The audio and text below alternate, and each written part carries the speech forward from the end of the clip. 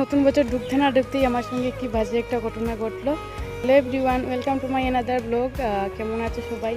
আশা করি সবাই ভালো আছো, আর আমিও মোটামুটি একটা ভালো আছি গো, এমনটা ভালো নেই। যাই হোক, বড়োদের প্রণাম আর ছোটোদের ভালোবাসা জানিয়ে আজকে আমার মিনি ব্লগটা শুরু করলাম।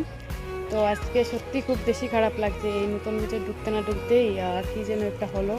তো ওই জন্য আমি একটু ডাক্তারের কাছে গিয়েছিলাম। আর কি হলো বলতে আর কি, আমার শরীরের মধ্যে কী যেন উঠেছে, ওই জন্য মানে শরীরটাতে একদমই শান্তি পাই না, ভালো লাগে না। আমি গিয়েছিলাম ওই জন্য ডাক্তারের কাছে। আর আমি ভাবছিলাম তোমাদের সাথে সব কিছু শেয়ার করব আমি।